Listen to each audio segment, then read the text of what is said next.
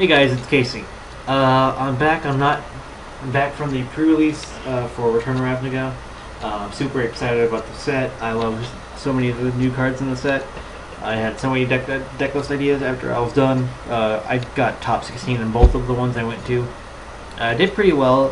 Prize pools were not that astounding, but I got a lot of the cards I wanted to get, and two of the cards I was particularly interested in was Dreadbore and Instructor K, and seeing those cards made me want to make a Jund deck list for Standard.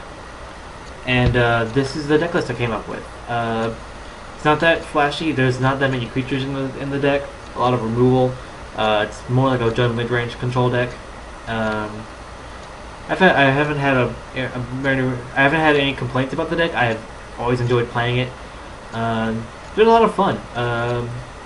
And that's the reason why I made this deck. Sorry, I've been saying a lot. And the first card we're going to go over in the deck is Olivia Bulgarian. She's always been a good creature in control.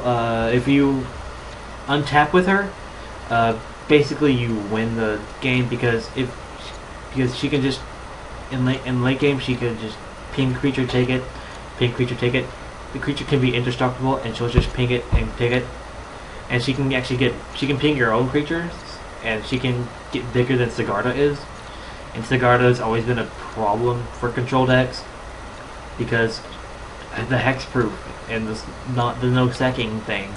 It's just been such a backbreaker against control decks until now. Next card is Farseek. This is just a mana ramp spell that also gives me my mana fixing. Usually on turn 2 I don't have any plays I want to make other than Query and Dryad. It's been a lot of just been a very decent card. I've never been unhappy to have them. And perfect mana is always good mana. Next card is Instructor K. The 2-mana removal spell that gets rid of Detention Spheres and Oblivion Rings, and also any of the enchantment spells and token index like Intangible Virtue. It also kills any token.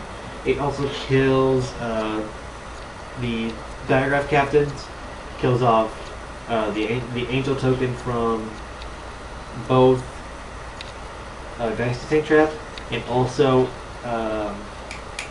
I can't think of the name, Entreat the Angels. It's been a very good removal spell, and it beats control decks very easily because they can't counter it. So they just lose a guy for 2 mana and instant speed. Next one is Vampire Nighthawk.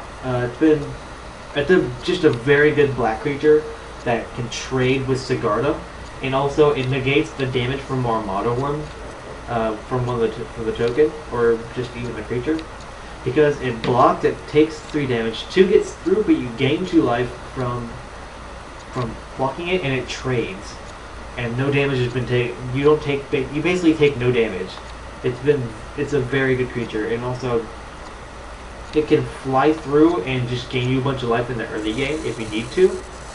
And I've never been unhappy with the card. Dreadbore, probably the best removal spell in the format. Kills any creature and any planeswalker for 2 mana. It's a very versatile removal spell. It's always been a blowout when I play it, because it beats anything. The only thing that is an issue is Lot Withdrawal, and that's just because it regenerates from black mana, and Lot Withdrawal isn't there. Query and Dryad, it's because I'm playing a 3-color deck. This card is usually around 6 power by the time I start to beat in, because I have so many different multi-colored spells in the deck that she gets counters basically every time I cast a spell, and when I cast Olivia or Dreadbore, she gets 2 counters, so it's a plus on that. And it's just a 2-mana creature that can get huge. Signed in Blood. People question me why I have Signed in Blood in the deck, and the reason why is because I need card draw. I might play Underworld Connections instead, which is just a more reliable draw spell that doesn't. But the only reason I like Signed in Blood because it can actually kill an opponent. And that's why I like the card a lot. It's like a shock if you need it to be. Cynic Slime, one of the most versatile green creatures in the format. It kills any O-ring, detention spheres, kills lands, kills kills artifacts. it's just it can stop a lot of combos. It can also beat removal spells, and also it can kill Gavany Township for lands, or Cassie Wolf Run, or even the new Rogue's Passage land, or it can kill if they have like one color of mana, then you can just, or one land of one color, then you just blow it up and they are mana screwed. Huntmaster of the Fells, just a very good control feature. It gives you a 2/2, so it gives you 4 power from 4, and also gains you 2 life, which helps you in the race. And it helps you catch up to lost ground if you start up on the draw, and they just get the nut curve. Then you can use this creature to stop the bleeding and also trade his creatures. And if you get it to flip, then you have a 4/4 that with trample. Dizzying Mortars. This card is a very good removal wrap spell for the overload cost. I very rarely will pay the 2 mana for it because the overload is such a big blowout. Just overload, they have to either regenerate all their creatures, which taps them, or they just lose their entire board, and then I can just get in and swing for the game.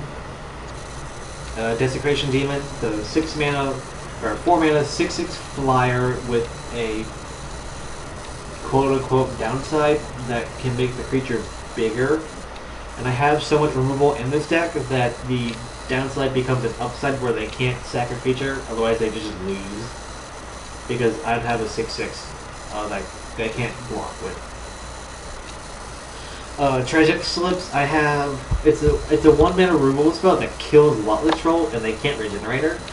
We can regenerate him, and also it kills Avacyn because Avacyn protects with damage and destroy targets, but also it kills.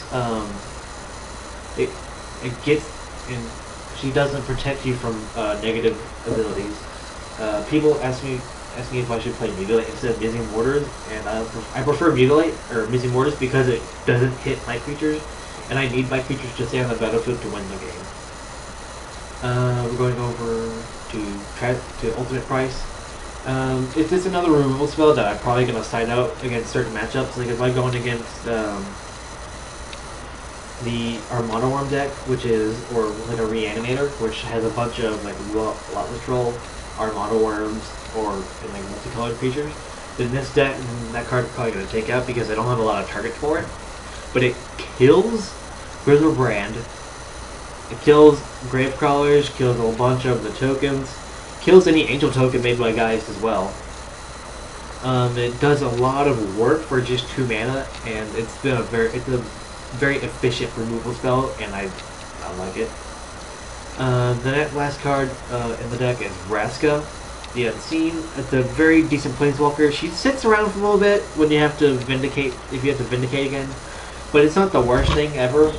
And if you get to a really late game and they haven't dealt with her yet, or they just don't want to deal with her, then you can just make assassin tokens and attack. And I had Kessig Wolf Run in the deck as well, and that gives them trample and extra power. Which if they have to block all 3 tokens, otherwise they'll just die.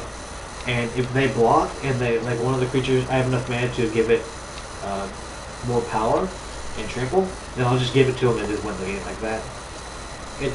Raska is a very good card in this deck, and it's a very decent planeswalker. It enters almost anything.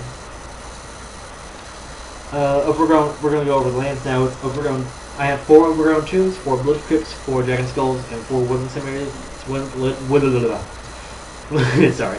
4 Woodland Cemeteries, and 3 Rootbound Crags. I only have 3 Rootbound Crags because of the fact that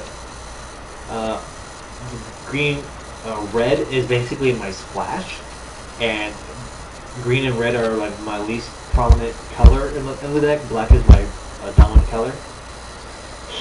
And I have a basic forest and a basic swamp in the deck because I need to have my dual lands that enter the battlefield untapped to come into play and not set me back a turn. Because if I don't have the shock lands, then I can't have and I don't have these dual lands. And if I don't have the basic lands, then I set back a turn. Casted Wolf Run turns all my creatures into a threat. It makes Vampire Nighthawk turn into a massive life swing. I can gain 7 or 8 life from it if I need to. It turns the 6 slimes into a mass removal spell, because I just 1 damage to all your creatures, and then just get through for the rest. It turns the tokens that Huntmaster makes into almost kill creatures. It basically turns into like the ball lightning from Zendikar. It's just a very good land for this type of deck because I don't have a lot of creatures, but I need all of them to be decent. So Keswick Wolf turns all my creatures into threats. In the sideboard for this deck, it's kind of it's still changing right now. The format hasn't really defined itself yet, but it's as soon as it does, and I see like what decks are performing better, and I just play a bunch and just see what the matchups are. Then I get to adjust the sideboard to how I need it, and I'll post that later. Other than that, guys, well, thanks for watching, and I'll see you guys later.